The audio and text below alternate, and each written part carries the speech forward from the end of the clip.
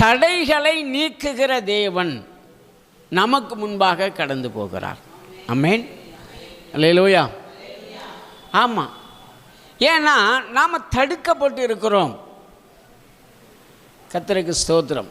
பலவிதமான தடைகள். எப்படிங்க அந்த தடை வருது அப்படின்னா, வேதத்தில் இன்னொரு வசனத்தை நீங்கள் வாசிங்க.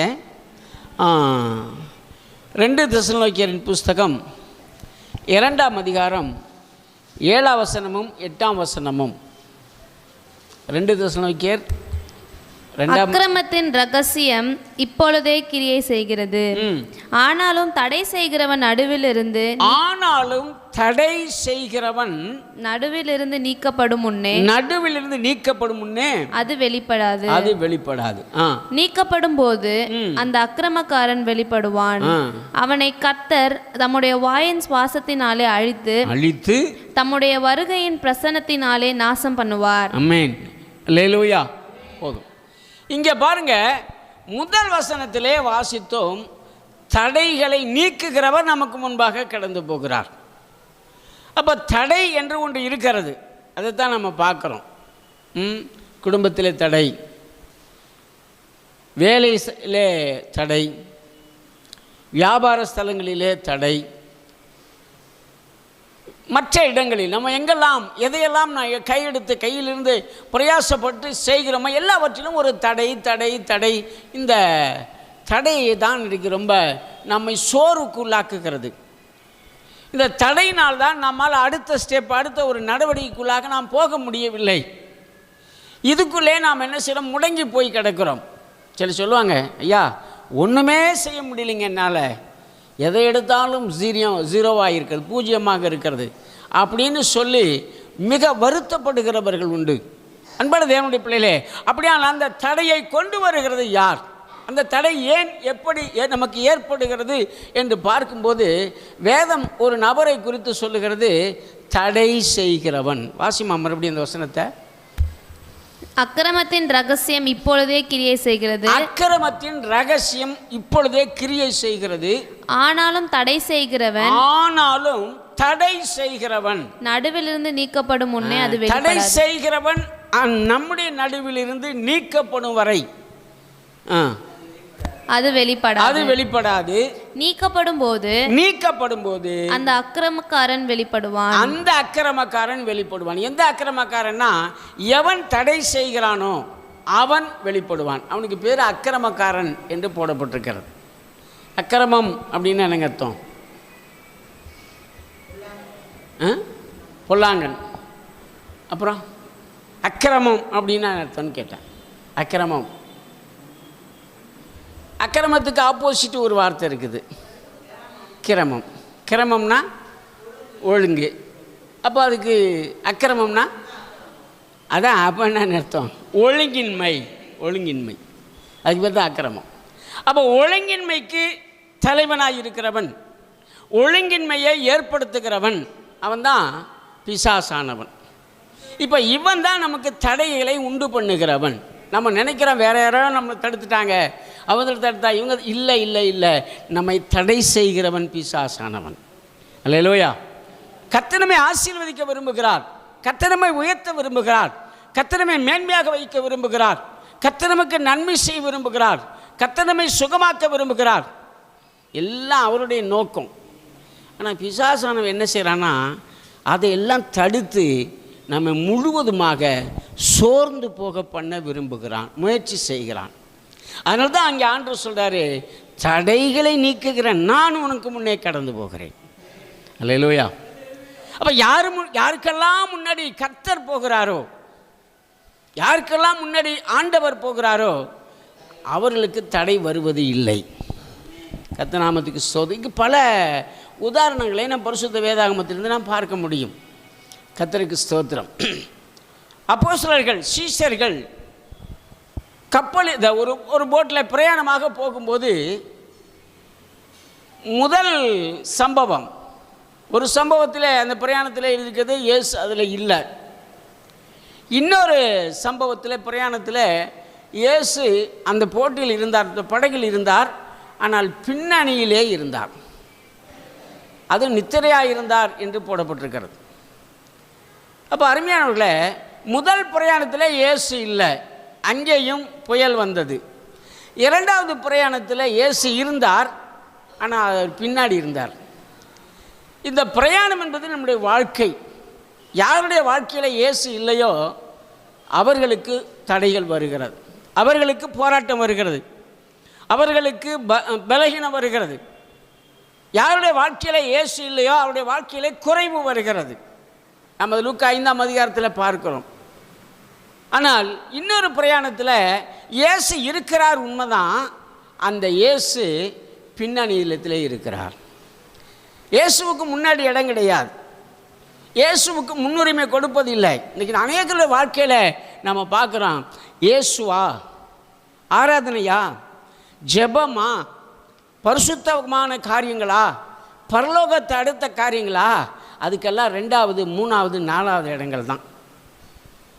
அப்படி 2வது இடம் 3வது 4வது இடங்களை கொடுக்கும்போது தடைகள் நம்முடைய வாழ்க்கையில் வருகிறதை நம்மால் பார்க்க முடியும். நம்ம சொல்கிறோம், நிறைய பிரச்சனைகள் இருக்குங்க, நிறைய போராட்டங்கள் இருக்குங்க, நிறைய தடைகள் இருக்குங்க அப்படின்னு சொல்கிறோம்ல. அதுக்கெல்லாம் காரணம் நாம் ஆண்டவருக்கு, இயேசுவுக்கு முதல் இடத்தை கொடுக்காமல் இருப்பது தான். இங்கே சொல்லப்பட்டிருக்கிறது, தடைகளை நீக்குகிறவர் உங்களுக்கு முன்பாக போகிறார். ஆமாம், சங்கீதம் 23 சொல்லப்பட்டிருக்குது, கர்த்தர் என் மேய்ப்பராய் இருக்கிறார். இந்த மேய்ப்பர் என்ற அனுபவத்தை குறித்து நம்ம பார்க்கும்போது, மேய்ப்பன் மந்தைகளுக்கு, ஆடுகளுக்கு முன்பாக போகிறான். வேதம் சொல்லுது, ஆடுகள் அவனுக்கு பின் செல்லுகிறது. அப்போ நம்முடைய வாழ்க்கையில் இயேசுவுக்கு முதலிடத்தை கொடுப்போம் என்று சொன்னால், நான் ஏற்கனவே சொல்லியிருக்கேன், இயேசு வீட்டின் தலைவர் அப்படின்னு எழுதி போட்டிருக்கிறோம். ஆனால் உண்மையிலே இயேசு இந்த வீட்டில் தலைவராக இருக்கிறாரா அப்படின்னா அது XRY 1000 அதில் கேள்விகள் இருக்கிறது. கர்த்தருக்கு ஸ்தோத்திரம். அன்பான தேவனுடைய பிள்ளையில, அப்போ யாருடைய வாழ்க்கையிலே, யாருடைய குடும்பத்திலே, யாருடைய வீட்டிலே இயேசு முதலிடத்தில் இருக்கிறாரோ, இயேசு முன்மாதிரியாக இருக்கிறாரோ, இயேசு தலைவராக இருக்கிறாரோ, அவருடைய வாழ்க்கையிலே தடைகள் வருவது கூடாத காரியமாக இருக்கிறது. ஏன்னா தடைகள் வந்தாலும் அவைகளை தேவன் உடைத்து போடுகிறார். ஆமென். அப்போ இன்றைக்கு நம்மை பார்த்து கர்த்தர் சொல்கிறார், நான் உங்களுக்கு முன்பே போக விரும்புகிறேன், உங்கள் தடைகளை உடைக்க விரும்புகிறேன் என்று சொல்லி கர்த்தர் சொல்லுகிறார். அதை தான் அந்த வசனத்தில் வாசிக்கிறோம். தடைகளை நீக்கிறவர் தாமே அவர்களுக்கு முன்பாக நடந்து போகிறார். எனக்கு அன்பானவர்களே, அப்போ சரிங்க, அவர் தடைகளை உடைக்கிறார் என்பது உண்மையானால், தடைகளை உடைப்பதற்கு அவர் என்ன காரியத்தை பயன்படுத்துகிறார், எதை வச்சு தடையை உடைக்கிறார், அதைத்தான் நம்ம பார்க்க போகிறோம். கர்த்தருக்கு ஸ்தோத்திரம். நம்முடைய வாழ்க்கையில் தடைகள் இருக்கிறது உண்மை. அந்த தடைகள் உடைக்கப்பட வேண்டுமானால் அவர் ஏதோ ஒரு காரியத்தை வைத்து தான் தடையை உடைக்கிறார். அது என்ன காரியம் என்பதை நாம் அறிந்து கொள்ள வேண்டியது அவசியமாக இருக்கிறது. நீங்கள் வாசிங்க, மத்தேயு எழுதின சுவிசேஷம் 21ஆம் அதிகாரம் 9வது வசனம். மத்தேயு 21:9.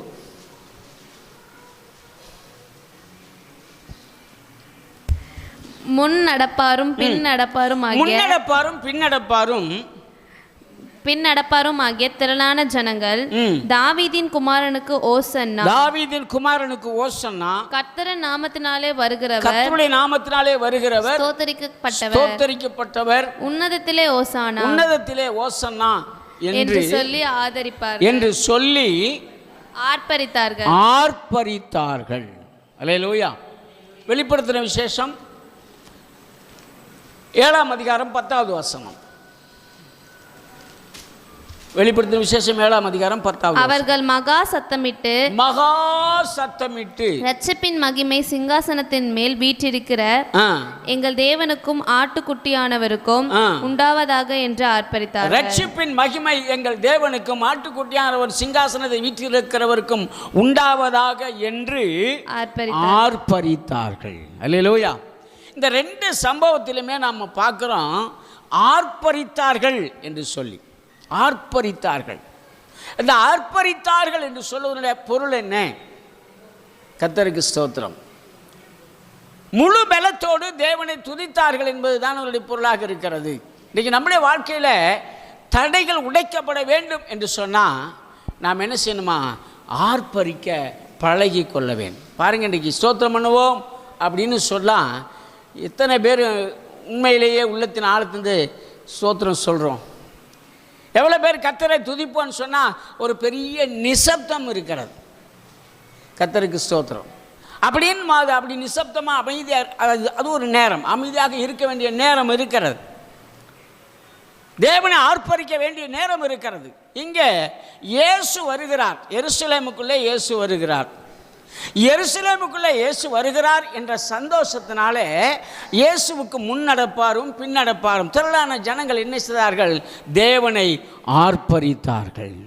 அல்லேலூயா, அல்லேலூயா. ஆமாம், ஆர்ப்பரித்தார்கள். சத்தமாக கர்த்தரை ஸ்தோத்திரம் பண்ணாங்க, அல்லேலூயா சொன்னாங்க. கர்த்தருடைய பிள்ளைகளே, அவர் அது மாத்திரமல்ல, வெளிப்படுத்துகிற விசேஷத்தில் நம்ம வாசிக்கிறோம், தேவனுக்கு முன்பாக அவர்கள் ஆர்ப்பரித்தார்கள். ஆமென். அப்போ நமக்குள்ளே இயேசு இருக்கிறார். எத்தனை பேர் விசுவாசிக்கிறீங்க இதை? இங்கே இயேசு இருக்கிறார். ஆமென். ஏன்னா தேவ சபையில் தேவன் எழுந்தருளி இருக்கிறார். 2 அல்லது 3 பேர் நாமத்தில் எங்கே கூடி இருக்கிறீர்களோ அங்கே அவர் மத்தியில் நான் இருக்கிறேன். அப்போ இந்த வசனங்களின்படி இயேசு இங்கே இருக்கிறார். அப்போ இயேசு இங்கே இருக்கிறார் என்று சொன்னால் அந்த இயேசுவுக்கு முன்பாக, அந்த தேவனுக்கு முன்பாக நாம் அமைதியாக உட்கார்ந்துருக்க முடியாது. அந்த சந்தோஷம், இயேசு நம்ம கூட வந்துட்டாருங்க. நீங்கள் பாருங்களேன், உதாரணமாக இன்றைக்கி அரசியல் கூட்டங்களை எல்லாம் பார்க்குறோம். கொஞ்ச நாளைக்கு முடிஞ்ச சம்பவம் நமக்கு தெரியும். கரூரில் நடந்த சம்பவம். யாரோ ஒரு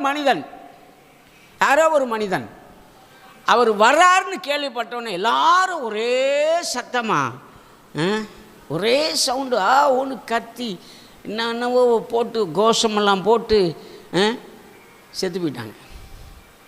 41 பேர் செத்து போயிட்டாங்க. அன்பு தேவனுடைய பிள்ளைகளை, நான் என்ன சொல்கிறேன், அந்த மனிதனும் ஒரு நாள் மரித்து போவான்.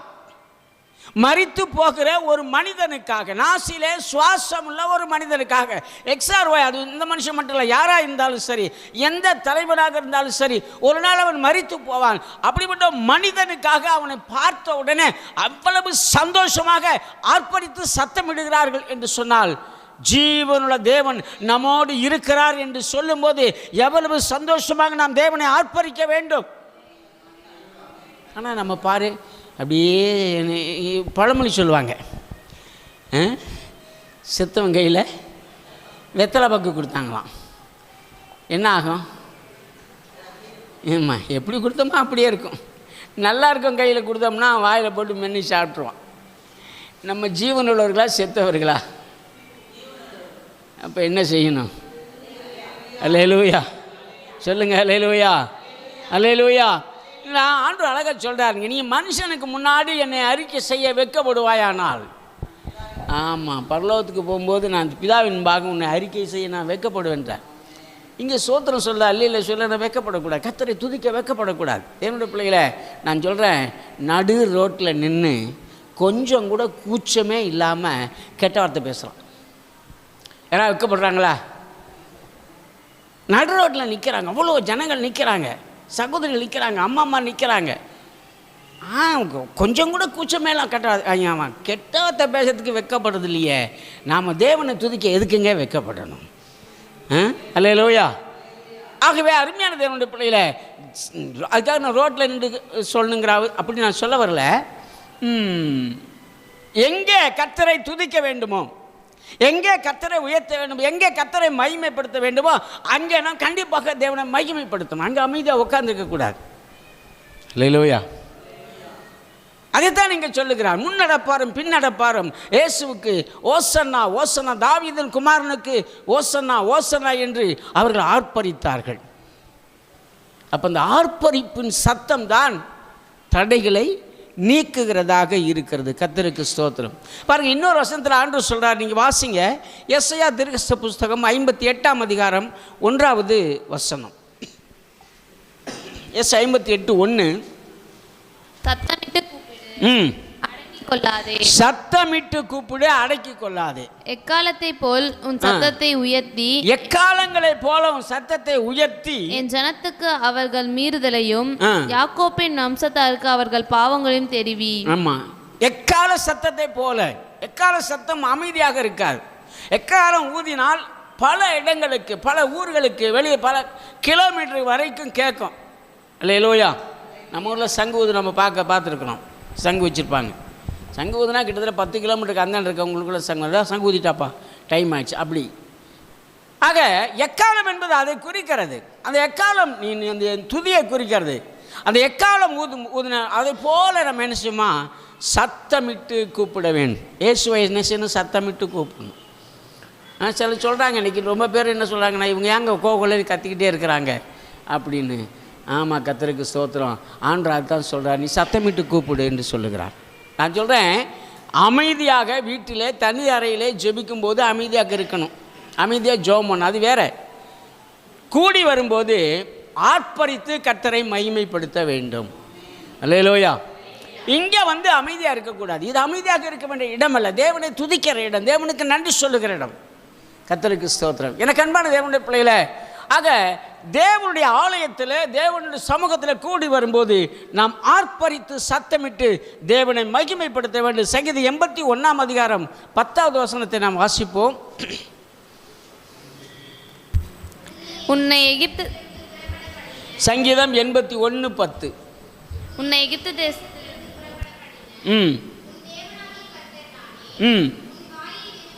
உன் வாயை விரிவாய் தர நான் அதை நிரப்புவேன். ஒரு அலையில சொல்லுவோமா, வாயை.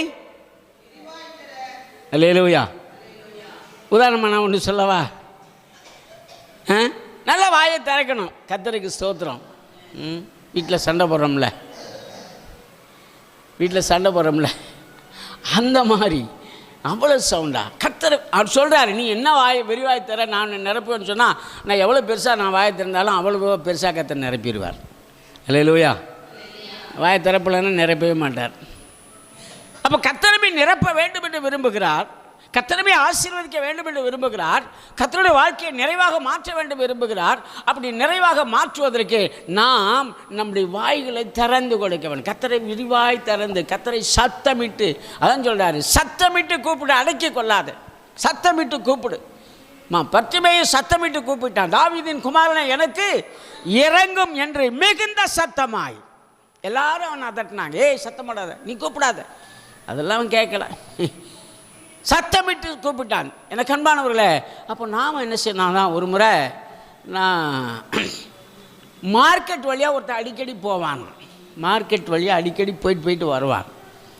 மார்க்கெட்டு வழியாக போகும்போது வெளியில் அந்த ரோட்டில் போகிறவனுக்கு சத்தம் கேட்குமா, திட்டிகிட்டே போவானா, என்னடாவது எல்லா பேரும் இவ்வளோ சத்தமாக கத்திட்டு கிடக்கிறானுவோ, என்னடான்னு சொல்லி திட்டிகிட்டே போயிட்டே வந்துக்கிட்டே இருந்தோம். ஒரு நாள் திடீர்னு சரி உள்ளே தான் போய் பார்க்குவோம், என்னடா சத்தம் கேட்குது, உள்ளே போய் பார்க்கணும்னு சொல்லி உள்ளே போனால் ஒரு ஆள் விற்கிறதுக்கு சத்தம் போட்டார், கத்திரிக்காய் கிலோ 10 ரூபா 10 ரூபா 10 ரூபான்னு. இன்னொரு ஆள் வேறு ஒன்று விற்கிறதுக்கு சத்தம் போட்டார். இன்னொரு ஆள் நினச்சிட்டார், 8 ரூபாய்க்கு தெரியான்னு சொல்லி கேட்டுக்கு சத்தம் போட்டார்.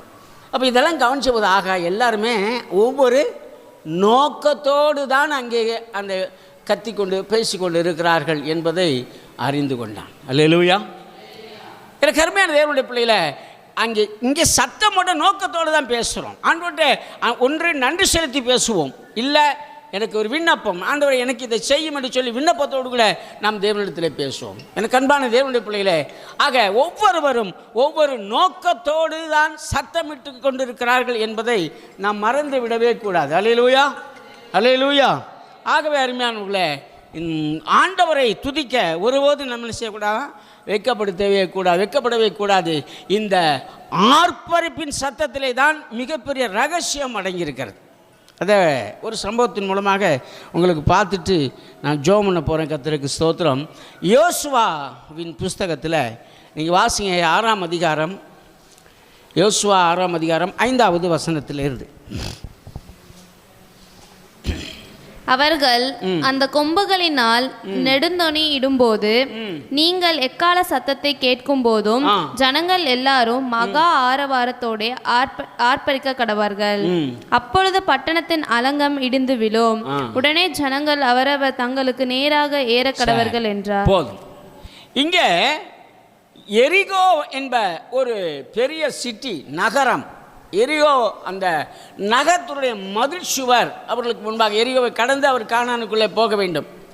கானானுக்கு போகிற வழியில் எரிகோ பட்டணம் குறுக்கிடுகிறது.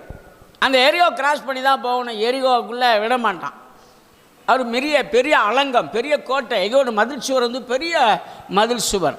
அந்த காலத்து மதில் சுவரை நமக்கு தெரியும். வர அரண்மனையெல்லாம் பார்த்தீங்கன்னு சொன்னால் அவ்வளோ ஹைட்டாக போட்டிருப்பாங்க. ஆனால் எரிகோவோட மதில் சுவருக்கு பாருங்கள், அதை விட பல மடங்கு பெரிதாக இருக்கும். அவ்வளோ ஸ்ட்ராங்காக போட்டிருந்தாங்க. இப்போ அதை உடைச்சாதான் என்ன செய்ய முடியும், போக முடியும். இப்போ இஸ்ரவேல் மக்களுக்கு என்ன செய்யணும்னு தெரியல. ஆண்டவர் நோக்கி முறையிட்டார்கள். அப்போ யோசுவாகிட்ட கர்த்தர் பேசினார். யோசுவாவை கொண்டு கர்த்தர் பேசினார். என்ன பேசினார்னா, கர்த்தருக்கு ஸ்தோத்திரம், நீங்கள் என்ன செய்யுங்க, வாசிங்கம்மா இந்த 5ஆம் வசனத்தை. அவர்கள் அந்த கொம்புகளினால் நெடுந்தொனி இடும்போதும் நீ என்ன செய்கிற, இந்த ஜனங்களை ஒரு வரிசைப்படுத்தினான். யோசுவா ஒரு வரிசைப்படுத்தினான். முதலாவது எக்காலம் ஊதுகிறவர்களை நிறுத்தினான். பிறகு உடன்படிக்கைப்பட்டி இருந்தது. அதற்கு பிறகு இஸ்ரவேல் மக்கள் இருந்தார்கள், யுத்த வீரர்கள், யுத்த சன்னத்தர்கள் இருந்தார்கள். இந்த அப்படியே செட்டப்பை வைத்து விட்டு நீங்கள் போகும்போது என்ன செய்யுங்க, முதல்ல எக்காலத்தை அமைதியாக அந்த பட்டணத்தை 7 முறை சுற்றி வாருங்கள் என்று சொன்னான். 7 முறை. முதல்ல நீ 6 முறை அமைதியாக போகணும். எரிகோவை சுற்றி 6 முறை அமைதியாக வரணும். 7ஆவது நாள் ஆர்ப்பரியுங்கள் என்று நான் சொன்னபோது எல்லாரும் ஆர்ப்பரியுங்கள் என்று சொன்னான். அன்பானவர்களே, அப்படி எல்லாரும் ஆர்ப்பரித்த போது அந்த எரிகோவின் அலங்கம் தன்னை போல இடிந்து விழுந்தது. 1-2 தான் வருது. அன்பான தேவனுடைய பிள்ளைகளே, இன்றைக்கு நாம் கடந்து போக முடியாத எத்தனையோ எரிகோக்கள் நமக்கு முன்பாக நிற்கிறது இல்லையா? எவ்வளோ எரிகோ, எவ்வளோ போராட்டம். ஐயா, என்னென்னவோ செஞ்சு பார்த்துட்டேங்க, என்னால் அதை கிராஸ் பண்ண முடியல, என்னால் கடந்து போக முடியல, பெரிய நெருக்கமாக இருக்குது, அதை என்னை போட்டு அழித்து விடுமா என்ற பயம் இருக்கிறது, அதனால் நான் மடிந்து போவேனோ அல்லது விழுந்து போவேனோ அல்லது இதிலேயோடு என்னுடைய தொழில் முடங்கி விடுமோ என்ற ஒரு அச்சம் எனக்குள்ளே இருக்கிறது என்று சொல்லி நாம் சொல்லி கொண்டு இருக்கிறோம் அல்லவா? அந்த எரிகோவின் மதில் உடைக்கப்பட வேண்டும் என்று கர்த்தர் விரும்புகிறான். அது உடைஞ்சாதான் உனக்கு காணான், அது உடைஞ்சாதான் உனக்கு ஆசீர்வாதம். என்னோட பிள்ளைகளே, அப்போ அது உடைக்கிறதுக்கு கர்த்தருங்க பயன்படுத்துகிற ஒரே ஒரு கருவி என்ன தெரியுங்களா? இப்போனாக்க ஒரு வேளை நான் நினைக்கிறேன், இப்போவா இருந்தால் ஒரு பாம்பை தட்டி விட்டு உடைச்சிருப்பாங்க. அப்போ அதெல்லாம் இல்லை. ஆண்டவருக்கு அது விருப்பமும் இல்லை, அது அவசியமும் இல்லை, அவ்வளோ ரிஸ்க் எடுக்கணும் அவசியமே இல்லை. சிம்பிளான ஒரு கருவி நமக்குள்ளே இருக்கிறது. அந்த தடையை உடைப்பதற்கு, அது எவ்வளோ பெருசாக இருந்தாலும் சரிங்க, எவ்வளோ பெரிதாக இருந்தாலும் சரி, அந்த தடையை உடைப்பதற்கு நம்மிடத்தில் தேவன் ஒரு ஒரு ஒரு ஒரு கருவியை அல்ல ஒரு ஆதாரத்தை தந்திருக்கிறார். அதுதான் ஆர்ப்பரிப்பின் சத்தம். பிரைஸ் தி லார்ட், அல்லேலூயா. ஆமாம், ஆர்ப்பரிக்கணும், சத்தமிட்டு கர்த்தரை கூப்பிடணும், சத்தமிட்டு கர்த்தரை தொழுது கொள்ளணும். அவர் ஆர்ப்பரித்தார்கள், சத்தம் உண்டாங்கன்னு கூட சொல்லலை, மகா சத்தமாய் ஆர்ப்பரித்தார்கள். ஆனால் எந்த அளவு சவுண்ட்ஸ் வந்திருக்கு நீங்கள் யோசித்து பாருங்கள். அப்படி ஆர்ப்பரித்த போது தன்னை போல அந்த எரிகோவின் மதில் உடைந்து போனது, அந்த தடை நீங்கி போனது. இதைத்தான் தேவன் பயன்படுத்தினார். அதனால தான் அவர் சொல்கிறார், நான் உனக்கு முன்னாடி போகிறேன். அப்படின்னா அர்த்தம், துதி முன்பாக போகட்டும். நீங்கள் பழைய ஏற்பாட்டில் எல்லா இடத்துலையும் நீங்கள் பார்க்கலாம். கர்த்தருக்கு ஸ்தோத்திரம். எரிகோவை யோர்தானை கடக்கும்போது அங்கே மோசையை பார்த்து சொல்கிறாரு, நீ என்ன செய், முதல்ல யூதா கடந்து போகட்டும், யூதா கோத்திரம் முதல்ல போகணும், அதுக்கு பிறகுதான் மற்ற கோத்திரங்களை வரிசைப்படுத்துகிறார். யூதா என்றால் துதி என்ற அர்த்தம். அல்லேலூயா. அப்போ வாழ்க்கையிலே நமக்கு முன்னோடியாக இருக்க வேண்டியது, நம் முன்மாதிரியாக இருக்க வேண்டியது, நமக்கு முன்னாக இருக்க வேண்டியது துதி. அதுதான் சங்கீதக்காரன் சொல்கிறான், கர்த்தரை நினைக்கும் போதெல்லாம் தோத்தரிப்பேன், கர்த்தரை நேரம் கிடைக்கும் போதெல்லாம். அல்லேலூயா. கர்த்தரை காலத்திலும் ஸ்தோத்தரிப்பேன். எந்த நிமிடத்தில், எந்த நேரத்தில். நீங்கள் ஒருவேளை நினைக்கலாம், ஐயா அப்படியெல்லாம் செஞ்சால் பைத்தியக்காரன் சொல்லிடுவாங்களோ அப்படின்னு. கர்த்தருக்கு ஸ்தோத்திரம். இல்லை இல்லை இல்லை. அதனால் நமக்கு ஒரு விவேகம் இருக்குது பாருங்கள், நமக்கு கொஞ்சம் யோசனை, அறிவு இதெல்லாம் இருக்குது. கர்த்தருக்கு ஸ்தோத்திரம். எக்காலத்திலும் நான் ஸ்தோத்திரம் பண்ணணும் தான். அதுக்காக ரோட்டில் நின்று நம்ம அப்படி இல்லை, அப்படி சொல்லலாம், அமைதியாக சொல்லிக்கணும், நம்ம மனசுக்குள்ளேயே சொல்லிக்கணும். கர்த்தருக்கு ஸ்தோத்திரம். நினைவு, அதனுடைய அர்த்தம் என்ன? எப்பொழுதும் நாம் தேவனை மகிமைப்படுத்தி கொண்டே இருக்க வேண்டும் என்று கர்த்தர் விரும்புகிறார். ஆமாம், யூதா முன்னாடி போகணும், அதுக்கு பிறகுதான் மற்றதெல்லாம். முதல்ல துதி. கர்த்தருக்கு ஸ்தோத்திரம். எனக்கு அன்பானவர்களே, அப்போ இந்த ஆர்ப்பரிப்பின் சத்தம் தான் தடைகளை உடைக்கிறதாக இருக்கிறது. சத்தமிட்டு ஜெபிக்கும் போது, சத்தமிட்டு பாடும்போது, சத்தமிட்டு தேவனை துதிக்கும் போது நமக்கு எதிராக இருக்கிற தடைகள் உடைக்கப்படுகிறதாக இருக்கிறது. கர்த்தருடைய நாமத்துக்கு ஸ்தோத்திரம். அதை தேவன் செய்கிறார். அதைத்தான் சொல்றாரு, தடைகளை நீக்குகிறவராகிய நான் உனக்கு முன்னே கடந்து போகிறேன். அப்போ பாருங்கள், முதல்ல இந்த சம்பவத்தில் முதல்ல எக்காலம் போச்சு, அப்புறம் உடன்படிக்கை பெட்டி போனது, அதுக்கப்புறம் தேவ சனங்கள் யுத்த சனம், அதுக்கு பிற்பாடு தான் மிலிட்ரி போகுது.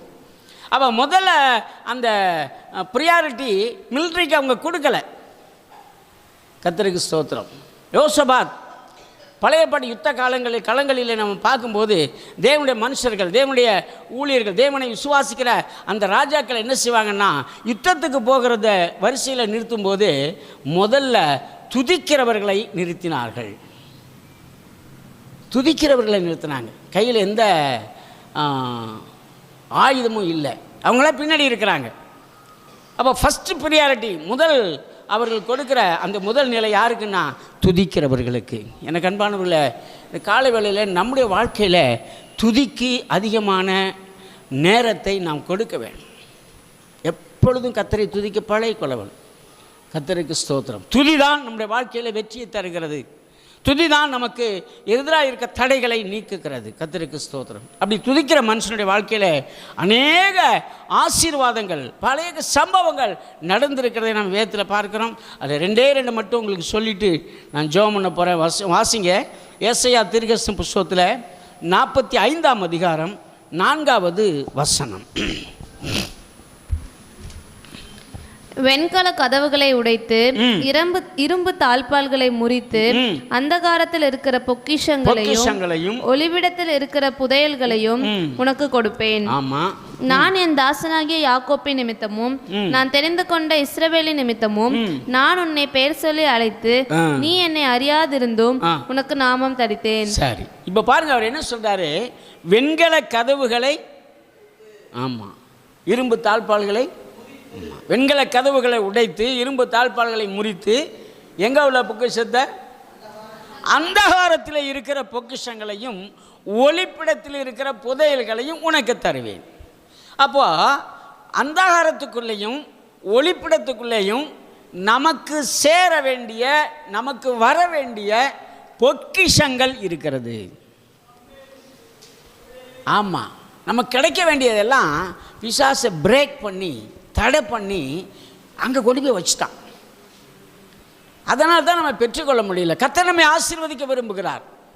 நமக்குள்ளே சில நேரம் சந்தேகம் வந்து, என்னங்க இவ்வளோ நாள் ஜெபம் பண்ணிட்டேன், எனக்கு இன்னும் கிடைக்கலையே, இவ்வளோ நாள் அந்த காரியங்களை பண்ணிட்டேன், எனக்கு ஆசீர்வாதம் வரலையே என்று சொல்லி நாம் யோசிக்கிற அளவுக்கு அவன் தடைகளை உண்டாக்கி எங்கேயோ கொண்டு போய் ஒளிப்படத்தில் கொண்டு வைத்து விடுகிறான். கர்த்தர் சொல்கிறாரு, நான் அதை உடைப்பேன் என்று சொல்லுகிறான். பிரைஸலாம், அல்லேலூயா. எப்போ உடைக்கு வரான்? அதான் சொல்ல, தடைகளை நீக்கிறவர். அவர் தடைகளை நீக்கிறவர். உடைக்குவார். எப்போ உடைப்பார்? நாம் அவரை ஆர்ப்பரிக்கும் போது அதை உடைத்து போடுவார். அல்லேலூயா. அவரை துதிக்கும் போது உடைத்து போடுவார். அவருடைய சமூகத்தில் காத்திருக்கும் போது உடைத்து போடுவார். தேவன் சமூகத்தில் நான் வாசம் பண்ணும்போது. ஆமாம், கர்த்தருக்கு ஸ்தோத்திரம்.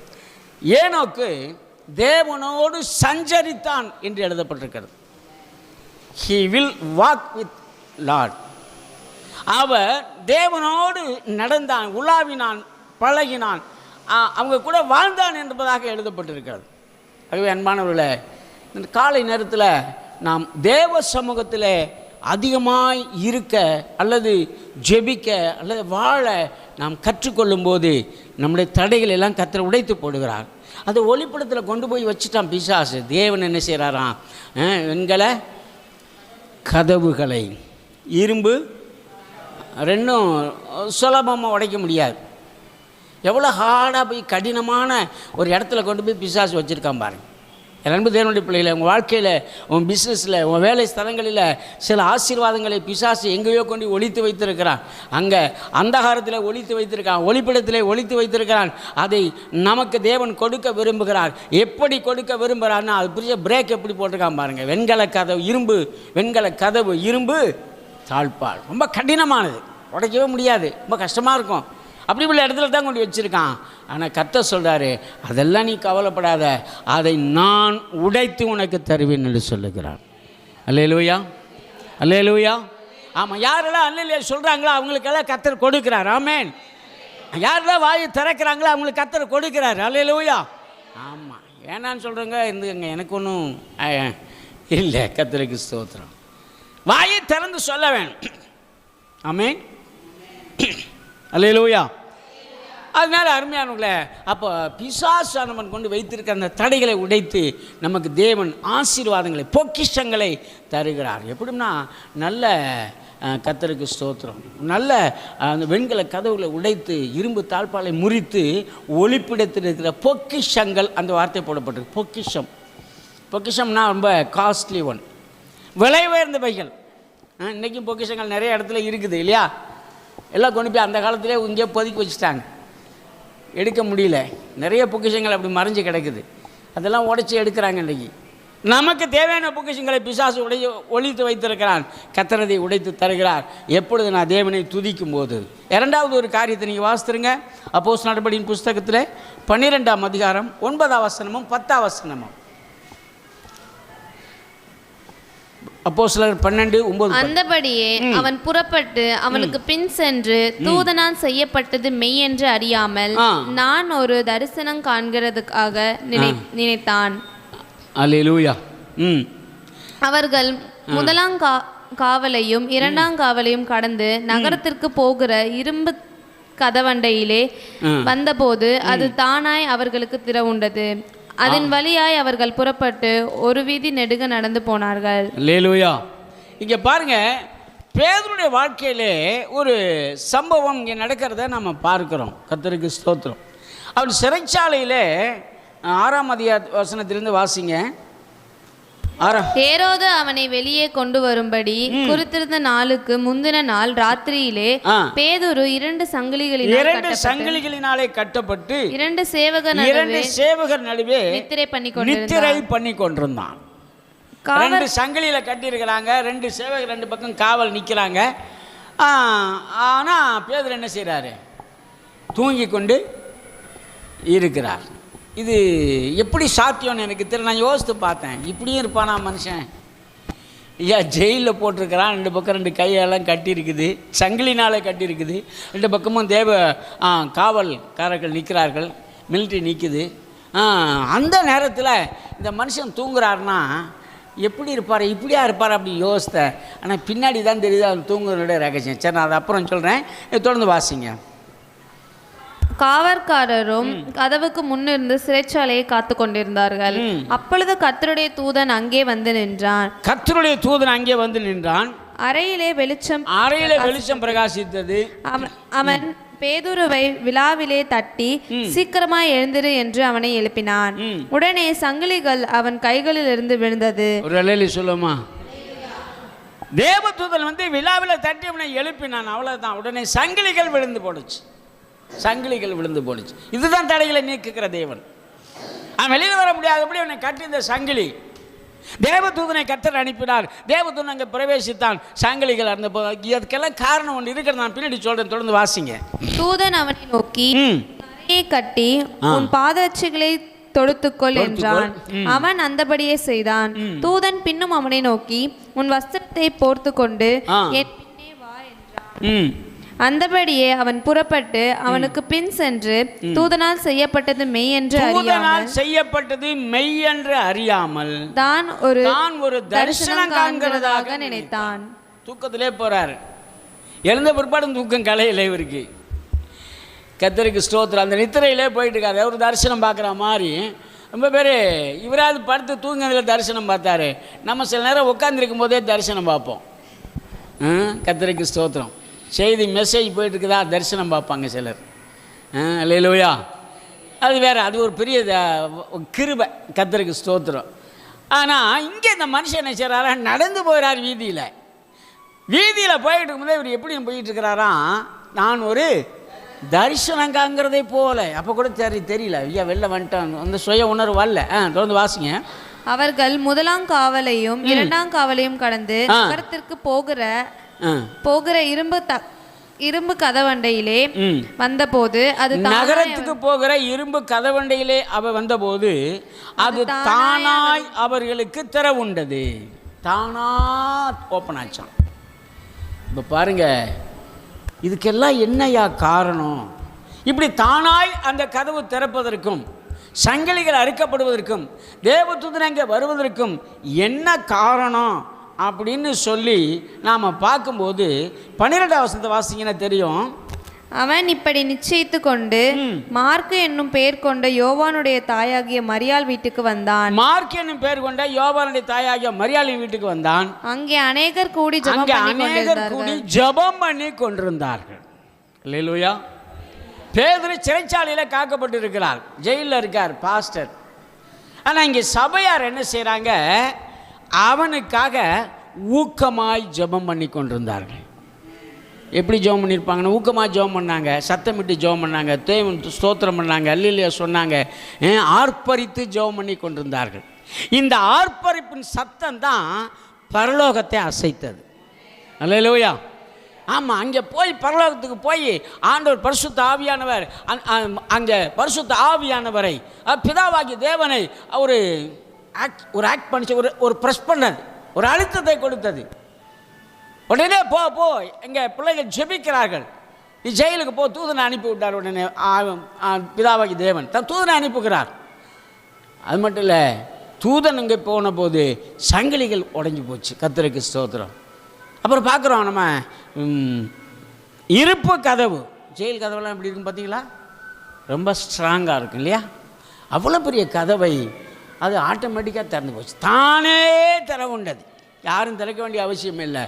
ஆவியானவர் அந்த கதவுகளை திறப்பார். இன்றைக்கு அருமையான தேவனுடைய பிள்ளைகளே, ஒருவேளை நாம் எழும்பக்கூடாதபடி நமக்கு விரோதமாய் கட்டுகள் இருக்கலாம், நாம் எழும்பக்கூடாதபடி நமக்கு விரோதமாய் தடைகள் இருக்கலாம், நாம் எழும்பக்கூடாதபடி நமக்கு விரோதமாக பல காரியங்கள் காணப்படலாம். நீ ஒன்றும் கவலைப்பட வேண்டாம், நீங்கள் ஜெபியுங்கள். வேதம் சொல்லுகிறது, உங்கள் என்றுக்கும் கவலைப்படாமல் உங்களுடைய காரியங்களை குறித்து தேவனிடத்தில் ஜெபத்தினாலும் வேண்டுதலினாலும் தேவனுக்கு தெரியப்படுத்துங்கள் என்று சொல்லுகிறார். இங்கே கூட ஜெபமும் துதியும் தான் வருது. அப்போ யாருடைய வாழ்க்கையிலே துதி இருக்கிறதோ, யாருடைய வாழ்க்கையிலே ஜெபம் இருக்கிறதோ, யாருடைய வாழ்க்கையில் தேவனை மகிமைப்படுத்துகிற ஒரு தன்மை இருக்கிறதோ, அல்ல யார் தேவனை அதிகமாக ஆர்ப்பரித்து கர்த்தரை மகிமைப்படுத்துகிறார்களோ, அவருடைய வாழ்க்கையில் இருக்கிற தடைகளை எல்லாம் கர்த்தர் உடைத்து போட வல்லமையுள்ளவராக இருக்கிறார். அல்லேலூயா. ஆமாம், அதனால தான் நாங்கள் சொல்கிறோம், நல்ல ஜெபம் பண்ணுங்க, நல்ல ஸ்தோத்திரம் பண்ணுங்க, வாயத்தில் ஸ்தோத்திரம் பண்ணுங்க. ஆராதனைக்கு வந்தாச்சுன்னா நல்ல துதியை கற்றுக்கொள்ள வேணும். கர்த்தருக்கு ஸ்தோத்திரம். நான் அடிக்கடி வாசித்து ஆச்சரியப்பட்ட ஒரு வேத பகுதி யோவேல் 2ஆம் அதிகாரம். முடிஞ்சால் நீங்கள் வாசிங்களேன். யோவேல் 2ஆம் அதிகாரம் எடுங்க. கர்த்தருக்கு ஸ்தோத்திரம். அதில் ஒரு சம்பவத்தை போட்டிருக்கிறது. கர்த்தருக்கு ஸ்தோத்திரம். யோவேல் தீர்க்கதரிசியின் புஸ்தகம் 2ஆம் அதிகாரம் 1லேருந்து வாசிங்க. சியோனிலே எக்காலம் ஓதுங்கள், என் பரிசுத்த பர்வதத்திலே எச்சரிப்பின் சத்தமிடுங்கள். தேசத்தின் குடிகள் எல்லாம் தக்களிக்க கடவர்கள், ஏனெனில் கர்த்தருடைய நாள் வருகிறது, அது சமீபமாய் இருக்கிறது. இது இருளும் அந்தகாரமுமான நாள், அது மப்பும் மந்தாரமுமான நாள். கர்த்தருடைய நாள் வருகிறது, இது மப்பும் இருளும் அந்தகாரமுமான நாள், மப்பும் மந்தாரமுமான நாள். விடியற்கால வெளுப்பு பர்வதங்களின் மேல் பரவுகிறது போல மப்பும் மந்தாரமா இருக்கிற இந்த நாள். இப்போ பார்த்தீங்கன்னா மப்பும் மந்தாரமாக தான் இருக்குது. ஒரு பிரைட்னஸ் இல்லை, ஒரு வெளிச்சம் இல்லை, விசுவாசிகளுக்குள்ள ஒரு வெளிச்சம் இல்லை. எப்போ பார்த்தாலும் யாரை பார்த்தாலும் சரி ஏனோ தானே தான் இஷ்டப்பட்டு தான் போயிட்டே இருக்கிறான். கர்த்தருக்கு ஸ்தோத்திரம். ஒரு வழித்தில் அந்த ஆவியின் அனுபவம் இல்லை, ரொம்ப கஷ்டமாக இருக்குது. கர்த்தருக்கு ஸ்தோத்திரம். ஆவிக்குரிய அந்த விழிப்புணர்வு இல்லை. ஆராதனைன்னு சொன்னால் ஆராதனைக்கு போகணும், கர்த்தரை கனப்படுத்தணும், கர்த்தரை உயர்த்தணும், அது இல்லை. அதுக்கு பதிலாக எதையோ ஒன்றை செய்ய இன்றைக்கு மனுஷன் தீர்மானித்து விட்டு போய்கொண்டு இருக்கிறார்கள். மப்பும் மந்தாரமுமான நாள். இந்த நாளில் கர்த்தர் சொல்கிறாரு, ஒரு கூட்டத்தை நான் எழும்ப பண்ணுவேன். வாசிங்க. விடியற்கால வெளுப்பு பர்வதங்களின் மேல் பரவுகிறது போல ஏராளமான பலத்த ஒரு ஜாதி தீவிரமாக வந்து பரவும். அப்படிப்பட்டது முன்னொரு காலத்திலும் உண்டானதும் இல்லை, இனி தலைமுறையாகவும் வரும் வருஷங்களிலும் உண்டாவதும் இல்லை, உண்டாக போறதும் இல்லை. அவைகளுக்கு முன்னாக அக்கினி பற்றிக்கும், அவைகளுக்கு பின்னாக ஜுவாலை எரிக்கும். அவைகளுக்கு முன்னாக தேசம் ஏதேன் தோட்டத்தை போலவும், அவைகளுக்கு பின்னால் பாலான வனாந்திரத்தை போலவும் இருக்கும். அவைகளுக்கு ஒன்றும் தப்பி போவதில்லை. அவைகளின் சாயல் குதிரைகளின் சாயலை ஒத்தது. அவைகள் குதிரை வீரரை போல ஓடும். அவைகள் ஓடுகிற ரதங்களின் இரைச்சலை போல போலவும் செத்தைகளை எரிக்கிற அக்கினி ஜுவாலையை போலவும். பாருங்க, ஓடுகிற ரதங்களின் இரைச்சல். அந்த கூட்டம் இந்த கடைசி காலத்தில் எடுக்கிற கூட்டம் மப்பும் மந்தாரமாக இருக்கிற இந்த நாட்களிலே, ஏனோ தானே ஓடிக்கொண்டிருக்கிற இந்த நாட்களிலே, அனலுமின்றி குளிருமின்றி வெதுவெதுப்பாக இருக்கிற இந்த நாட்களிலே ஒரு கூட்டத்தை நான் எழும்ப பண்ணுவேன். அந்த கூட்டம் எப்படி இருக்குன்னு சொன்னால், அந்த கூட்டம் எங்கே கூடி வருகிறதோ அங்கே குதிரையும் ரதங்களும் ஓடுகிற இடத்தில் ஏற்படுகிற சத்தத்தை போல ஒரு சத்தம் இருக்கும். குதிரையும் ரதமும் ஓடிச்சுன்னா அந்த இடம் ரொம்ப அமைதியாக இருக்குமா? அது ஒரு சவுண்ட் இருக்கும். அந்த சவுண்டு தாங்க இன்றைக்கி நம்மிடத்தில் தேவன் எதிர்பார்க்கிறார். ஆலயத்துக்கு வந்தாச்சு, சர்ச்சுக்கு வந்தாச்சு, உட்காந்து கதை பேசக்கூடாது, பக்கத்தில் நோண்டக்கூடாது, நின்றக்கூடாது, சிரிக்கக்கூடாது. நமக்கு முன்னாடி கர்த்தர் இருக்கிறார், பார்த்து கொண்டு இருக்கிறார். கர்த்தருக்கு ஸ்தோத்திரம். யாருக்காகவும் நீங்கள் வரலை. நான் என் தேவனை ஆராதிக்க வந்திருக்கிறேன், என் தேவனை தொழுது கொள்ள வந்திருக்கிறேன், நான் தேவனிடத்திலிருந்து தடைகளை உடைக்கப்பட வந்திருக்கிறேன். அந்த ஒரு எதிர்பார்ப்பு. ஒருவேளை இன்றைக்கி உங்களுக்கு தேவையில்லைங்கிற நிலைமை இருக்கலாம், வரட்டும், தேவைகள் வரும். அல்லேலூயா. ஆகவே அருமையானவர்களே, அந்த ஒரு நிலையில் நாம் காணப்படும் போது தேவனை துதிக்கிற சத்தம். அது இன்னொன்று சொல்கிறாரு, செத்தைகளை எரிக்கிற அந்த தழல், செத்தை எரிக்கும்போது ஒரு சவுண்டு வரும், பார்த்துருக்கீங்களா? அந்த சவுண்டு. ஆக ஒரு இரைச்சல் உண்டாகும். தேவ பிள்ளைகள் கூடி வரும்போது ஒரு இரைச்சல், ஒரு அசைவு உண்டாகணும். எசேக்கியேல் 47 நீங்கள் வாசித்தீங்கன்னு சொன்னால் அங்கே எழுதப்பட்டிருக்கு, எலும்புகள் நிறைந்த பள்ளத்தாக்கிலே பரிசுத்த ஆவியானவர் இறங்கி வரும்போது அங்கே ஒரு அசைவு உண்டானது. உலர்ந்த எலும்புகள் தான், ஆனால் ஒரு அசைவு, ஒரு ஆவியானவர் வந்துட்டாங்கன்னா ஒரு அசைவு வந்துடும். சும்மா வெறுமனே பிடிச்சி வச்சா சோ மாதிரி உட்காந்துருக்க முடியாது. கர்த்தருக்கு ஸ்தோத்திரம். சில பார்த்தீங்கன்னா என்னதானாலும் நான் அசைக்கப்படுவது இல்லையா, அப்படி உட்காந்துருப்போம். இல்லை நாம் என்ன செய்யணும், நமக்குள்ளே ஜீவன் இருக்காது. கர்த்தருக்கு ஸ்தோத்திரம். அசையாமல் ஒரு ஆள் கிடந்தான்னு வச்சுங்க, ஆஹா என்ன ஆச்சுன்னு சந்தேகப்படுவோம்ல. இன்றைக்கி நம்ம ரொம்ப அசையாமல் உட்காந்தா பிசாசம் அதான் சொல்லுவோம், நம்ம ஆள் போயிட்டான். இல்லை, நமக்குள்ளே ஜீவன் இருந்தால் ஒரு அசைவு இருக்கும். Praise the Lord. அல்லேலூயா. ஒரு சவுண்ட் இருக்கும். அல்லேலூயா. ஒரு மூமெண்ட் இருக்கும். கர்த்தருக்கு ஸ்தோத்திரம். என்னமோ ஒன்றுமே இல்லாமல் என்ன உட்காந்து இருந்தால் நமக்கு பேர் வேறு மாதிரி ஆகி போயிடும். ஆகவே அங்கே எசேக்கியேல் புத்தகத்தில் கூட ஒரு அசைவு உண்டானது. அது மட்டும் இல்லை, ஒரு இரைச்சல் உண்டானது. அப்போ நம்ம வாயிலிருந்து துதி எப்பொழுது வந்து கொண்டு இருக்க வேண்டும். நாம் கர்த்தரை துதிக்க பழகிக்கொள்ள வேண்டும். அதுதான் நமக்கு எதிராக இருக்க தடைகளை உடைப்பதற்கு தேவன் நமக்கு தந்திருக்கிற மிகப்பெரிய ஆயுதம். அல்லேலூயா. ஆமாம், ஒன்றுமே இல்லாமல் நம்ம இல்லைன்னு சொல்லக்கூடாது. கர்த்தருக்கு ஸ்தோத்திரம். யாக்கோபு நிருபத்தில் வாசிக்கிறோம், நாவும் நெருப்பு தான். கர்த்தருக்கு ஸ்தோத்திரம். நாவு ரொம்ப பயங்கரமான ஆயுதம். அந்த நாவு என்ன செய்யுமா, எவ்வளோ பெரிய சிறிய நெருப்பு பெரிய காட்டை கொளுத்து விடுகிறது போல நாவு தன் ஆயில் சக்கரத்தை எரித்து போடுமா. அவ்வளவு வல்லமை உள்ளது இந்த நாக்கு. ஆனால் இந்த நாவினால தான் தேவனை துதிக்க முடியும், தேவனை மகிமைப்படுத்த முடியும். Price the Lord. அப்போ தேவனை துதிக்கிறதுக்கு பயன்படுத்த வேண்டிய இந்த நாவு, இதை வச்சு தான் நம்ம துதிக்கணும். கர்த்தருக்கு ஸ்தோத்திரம். நல்ல வாயத்திலிருந்து கர்த்தரை துதிக்க பழகிக்கொள்ள வேணும், கர்த்தரை ஆராதிக்க பழகிக்கொள்ள வேணும், கர்த்தரை ஆர்ப்பரிக்க பழகிக்கொள்ள வேணும். கர்த்தர் நாமத்துக்கு ஸ்தோத்திரம். ஆமாம், இங்கே அதுதான் நம்ம தடைகளை உடைக்கும், அதுதான் தடைகளை நீக்குவதற்கு தேவன் நம்ம கொடுத்திருக்கிற ஆயுதமாக இருக்கிறது. ஆகவே இந்த காலை வேளையில் எனக்கு அன்பான தேவனுடைய பிள்ளைகளை, நாம் எப்பொழுதும் அமைதியாக இருக்க வேண்டிய நேரம். கர்த்தருக்கு ஸ்தோத்திரம். ஜெபத்தில் பல வகை இருக்கிறது. கர்த்தருக்கு ஸ்தோத்திரம். அன்னாள் ஒரு ஜெபம் பண்ணாங்க. அன்னாள் எப்படி ஜெபம் பண்ணாங்களாம், தேவாலயத்தில் போய் அப்படியே கண்ணை மூடி தேவனை நோக்கி மனசுக்குள்ளேருந்து விண்ணப்பம் பண்ணிக்கிட்டே இருந்தாங்க. ஏலி அங்கே இருந்துட்டு பார்க்குறாரு. ப்ரீஸ்ட், ஆசாரியன் அங்கே உட்காந்துருக்காரு ஒரு ஆசனத்தில், சேரில் உட்காந்துக்கிட்டு பார்க்குறாரு. இந்த அம்மா என்னையா கண்ணீர் ஓடிக்கிட்டு இருக்குது, வாயை அசைக்கலை, வாயிலேருந்து அசைவு கூட வரல, அமைதியாக இருக்கிறாங்க. இது நினச்சிக்கிட்டு என்ன காலையிலே குடிச்சிட்டு வந்து உட்காந்துருக்கா அப்படின்னு சொல்லி இவர் யோசிக்கிறார். போய் சத்தம் போட்டார், ஏம்மா காலையிலே தண்ணி அடித்து குடிச்சிட்டு வந்து இங்கே உட்காந்துருக்கியே.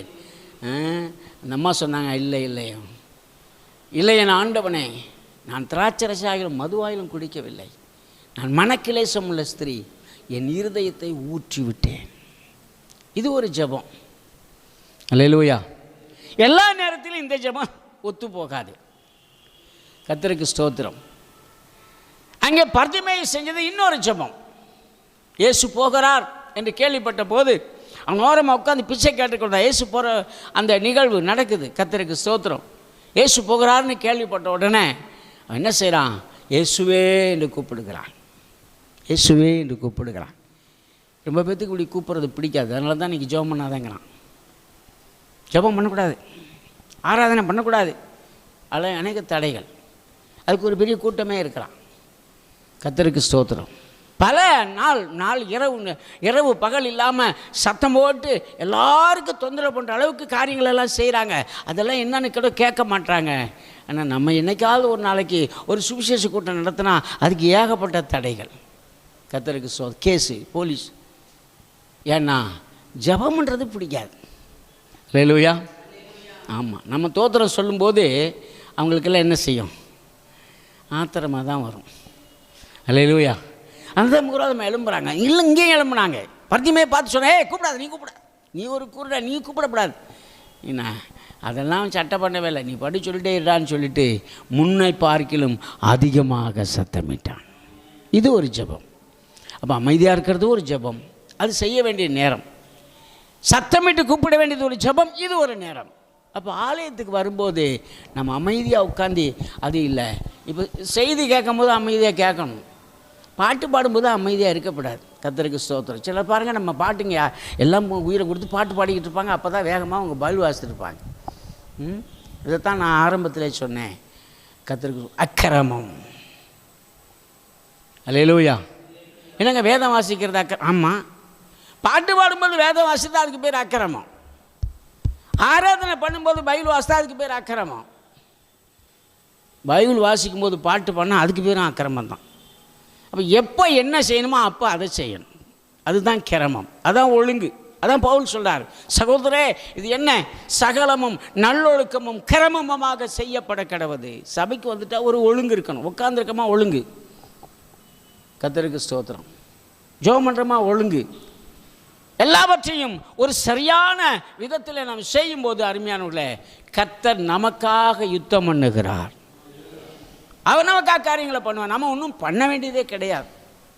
ஆமாம், வெறுமனே ப்ரைஸிங். இதனைக்கு இதே உள்ள சம்பவத்தை பார்த்தா இன்னும் கொஞ்சம் ஆச்சரியமாக இருக்கும். அவங்களுக்கு விரோதமாக சத்துருக்கள் அப்படியே வெட்டுக்கிளிகளை போல உட்காந்து படுத்துருக்குறாங்க. பார்க்குறதுக்கே அவ்வளோ பேர் இருக்கிறாங்க. ஒட்டங்கள் திரளாக இருக்கிறது. இது எனக்கு காமிச்சார். வதியா அவ்வளோ பேர் இருக்கிறான். நீ ஒன்றும் செய்யாத, ஒரு பழைய பானை எடுத்துக்கோ, ஒரு கையில் தீவெட்டியை பிடிச்சிக்கோ, அந்த பாளையத்துக்குள்ளே போகும்போது இது பாளையத்தை பார்த்து அங்கே போய் ஆர்ப்பரித்து சொல்லி, இந்த பட்டயம் கிதியோனின் பட்டயம் என்று சொல்லி அந்த பானையை உடையான்னு சொன்னார். யுத்தம் பண்ணுறதுக்கும் பானை உடைக்கிறதுக்கு என்னங்க சம்பந்தம்? ஆனால் இதை செய்யணும்னு சொன்னார். கிதியோன் செஞ்சார். சத்தத்தை கேட்டுட்டு அவங்க எல்லோரும் பயந்து ஓடியே போயிட்டாங்க. பிள்ளைகளை சொல்ல மாட்டீங்க பார்த்தீங்களா அன்பானவர்களே? அப்போ நமக்கு ஒரு பெக்யூலியராக தெரியும். என்னங்க இப்போ போய் சோத்திரம்னா இது எப்படிங்க நடக்கும்? நான் நினைக்கிறேன் எரியோன் கோட்டைக்கு முன்னாடி நின்று கூட அநேகர் இப்படி யோசித்திருப்பாங்க. அங்கேயும் அறிவாளிகள் இருக்கிறாங்கல்ல, அவங்க யோசித்திருப்பாங்க, என்னங்க இவ்வளோ பெரிய கோட்டை இருக்குது, இதை உடச்சி போகணுன்னா ஒரு ரெண்டு பாறை கொடுங்க, 2 மண்வெட்டி கொடுங்க, அல்லது வேறு ஏதாவது ஒரு கொடுத்து அதை குத்தி உடச்சி அப்புறப்படுத்துறதை விட்டுட்டு நீங்கள் சும்மா சோத்திரம் பண்ணுங்கன்னு சொல்கிறீங்க, சும்மா கர்த்தரை துதின்ற ஆர்ப்பரின்னு சொல்கிறீங்கன்னு சொல்லி ஒரு சிலர் பேசியிருக்க கூடும். ஆனால் அன்பான தேவனுடைய பிள்ளைகளே, கர்த்தருடைய பிள்ளைகள் அதற்கு கீழ்ப்படிந்தார்கள். எரிகோவை சுற்றி 6 நாள் வந்தாங்க. 7ஆம் நாள் எல்லாரும் சேர்ந்து மகா சத்தமாய் ஆர்ப்பரித்தார்கள். எரிகோவின் அலங்கம் இடிந்து விழுந்தது. இன்றைக்கி நம்ம எல்லாரும் சேர்ந்து ஆர்ப்பரிக்கும் போது நமக்கு விரோதமாக இருக்கிற எரிகோவின் அலங்கம் இடிந்து போகும். இல்லையா? ஆமாம், இதில் கூட நமக்கு ஒரு ஒருமனம் வேணும். கர்த்தருக்கு ஸ்தோத்திரம். இணைந்து ஆர்ப்பரித்தார்கள். அதுதான் சொல்கிறார் ஃபாதர் பெர்க்மான்ஸ் அழகாக பாடினார். ஒன்று சேர்ந்து நாம் சாத்தானை துதிக்க கூட நமக்கு ஒரு மனம் வரமாட்டேங்குது. பத்தியில ஒன்று சேர்ந்து நாம் துதிப்போம் சாத்தானே. நான் சொல்கிறேன், நாம் ஒன்று சேர்ந்து துதிக்கலைன்னா சாத்தான் நம்மளை மிதிப்பான். அல்லேலூயா. அப்போது தேவனுடைய நாமத்தை மகிமைப்படுத்தும் போது நமக்கு விரோதமாக இருக்கிற போராட்டங்கள், சத்துருக்கள் அல்ல தடைகள் என்னவாக இருந்தாலும் சரி, அவைகள் எல்லாம் கர்த்தர் என்ன செய்வாராம்? நீக்கி போடுவார். இந்த காலை வேளையில் ஆண்டவருடைய சமூகத்தில் நம்ம வாயை விரிவாய் திறந்து தேவனை மகிமைப்படுத்த பழகிக்கொள்ளணும். அமைதியாக இருக்கக்கூடாது. அதான் சொல்கிறார் ஏசாயா, சத்தமிட்டு கூப்பிடு, அடக்கி கொள்ளாது. சத்தமிட்டு கூப்பிடு, கூப்பிடு, இயேசுவேன்னு சொல்லு. அல்லேலூயா. நீ எத்தனை பேர் அப்படி சொல்ல போகிறீங்க? எத்தனை பேர் அப்படி சொல்ல போகிறீங்க? வெட்கப்படாமல் சொல்லுங்கள். இயேசுவேன்னு கூப்பிடுங்க. உங்கள் தடைகளை கர்த்தர் உடைப்பார். உங்கள் போராட்டங்களை கர்த்தர் நீக்குவார். உங்களுக்கு விரோதமான சக்தி எவ்வளோ பெரிதாலும் சரி, இன்னும் சொல்லப்போனால் உனக்கு விரோதமாக நிற்கிற மனுஷன் எவ்வளோ பெரிய ஆள், ஒருவேளை கோலியாத்தாக இருக்கலாம், 11 முழமுள்ள கோலியாத் அவனாக கூட இருக்கலாம். கவலைப்படாதீங்க. துதிக்கும் போது, கர்த்தரை ஆர்ப்பரிக்கும் போது அவைகளை கர்த்தரை உடைத்து போட வல்லமையுள்ளவராக இருக்கிறார். ஆகவே நாம் எல்லோரும் அவனுடைய சமூகத்தில் ஒப்பு கொடுத்து எல்லோரும் எழுந்து நிற்போம். எல்லோரும் எழுந்து நின்று இன்றைக்கு தேவ ஆவியானவர் நம்மோடு கூட இடைப்பட்டு இருக்கிறார். வாயை திறந்து கொஞ்ச நேரம் ஆர்ப்பரிக்க போகிறோம். கொஞ்ச நேரம் எல்லோரும் வாயை திறந்து ஆண்டவரை ஆர்ப்பரித்து ஜெபிக்க போகிறோம். கர்த்தர் தடைகளை உடைக்க போகிறார். உங்களுக்கு விரோதமாக இருக்க தடைகள், சகோதரி, உன் குடும்பத்தில் இருக்க தடைகள், உன்னுடைய தனிப்பட்ட வாழ்க்கையில் இருக்கிற தடைகள், உன் வேலை ஸ்தலங்களில் இருக்கிற தடைகள், உன்னுடைய பிஸ்னஸ் இருக்க தடைகள், எந்த தடையாக இருந்தாலும் சரி, ஒருவேளை அருமையான தேவனுடைய பிள்ளை தனிப்பட்ட வாழ்க்கையில் சில நன்மைகளை நாம் பெற்றுக்கொள்ள முடியாதபடி தடைகள், ப்ரொமோஷனாக அப்படி இருக்கிற தடைகள், சரியாக விளங்கி கொள்ளாதபடி இருக்கிற தடைகள், திருமணமாகாதபடி இருக்கிற தடைகள், இப்படி எத்தனை தடைகள் வாழ்க்கையில் இருந்தாலும் சரி, இப்போ நீங்கள் இருந்து எழுந்து நின்று கர்த்தரை ஆர்ப்பரிக்க போகிறீங்க, கர்த்தரை துதிக்க போகிறீங்க, கர்த்தருக்கு ஸ்தோத்திரம் சொல்ல போகிறீங்க. கர்த்தர் எல்லாவற்றையும் உடைத்து மிகப்பெரிய விடுதலையை கர்த்தர் தரப்போகிறார். எல்லோரும் வாய் திறந்து கொஞ்ச நேரம் ஹல்லேலூயா, ஹல்லேலூயா, ஹல்லேலூயா, ஸ்தோத்திரம், ஸ்தோத்திரம், ஸ்தோத்திரம், ஸ்தோத்திரம், ஸ்தோத்திரம், ஹல்லேலூயா, ஸ்தோத்திரம், ஸ்தோத்திரம், ஸ்தோத்திரம், ஸ்தோத்திரம், ஹல்லேலூயா. ஆர்ப்பரிப்போம், ஆர்ப்பரிப்போம், அலங்கம் இடியும் வரை ஆர்ப்பரிப்போம். ஸ்தோத்திரிக்கிறோம். இந்த நாளுக்காக நன்றி செலுத்தி உம்முடைய நாமத்தை துதிக்கிறோம். கர்த்தருடைய பெரிதான கிருபையினாலே தடைகளை நீக்குகிற தேவன் எங்களுக்கு முன்பாக கடந்து போகிறீர். தனிப்பட்ட வாழ்க்கையிலே, குடும்பத்தில், வேலை ஸ்தலங்களில், வியாபார ஸ்தலங்களில், ஊழிய பாதையில் இருக்கிற எல்லா தடைகளையும் கர்த்தர் உடைப்பீராக. உங்களுடைய பிள்ளைகள் வெற்றியாய், ஜெய கம்பீரமாய் தங்கள் வாழ்க்கையிலே கடந்து போக்க திறக்க செய்யும். ஆண்டவர் ஸ்தோத்திரம். மீகா 2:10 வாசிக்கிறபடி நீர் உங்களுடைய பிள்ளைகள் முன்பாக போய் எல்லா தடைகளையும் கர்த்தர் உடைத்து போடுவீராக. திறந்த வாசலை உங்களுடைய பிள்ளைகளுக்கு முன்பாக வைத்திரும். ஆசீர்வாதம் வாசலை உங்களுடைய பிள்ளைகளுக்கு முன்பாக வைத்திருக்கும். சங்கீதக்காரன் சொல்லுகிறபடி தீயையும் தண்ணீரையும் நாங்கள் கடந்து வந்தோம், உண்மைதான், ஆனால் ஒரு செழிப்பான மேட்டிலனை கொண்டு வந்து விட்டீர் என்று எழுதியிருக்கிறது. ஆண்டவரே, ஒரு செழிப்பை, ஒரு ஆசீர்வாதத்தை, ஒரு நன்மையை, ஒரு மேன்மையை உங்களுடைய பிள்ளைகள் பெற்றுக்கொள்ளத்தக்கதாக ஒரு பெரிய விடுதலை ஆசீர்வாதத்தையும் கட்டளையிடுகிறார். நன்மையினால் திருப்தியாக்கும். உங்களுடைய கரத்தில் தாழ்த்தி ஒப்பு கொடுக்கிறோம், பொறுப்படுத்திக் கொள்ளும். இயேசுவின் நாமத்தினால் ஜெபிக்கிறோம் நல்ல பிதாவே, ஆமென். என் ஆத்துமாவே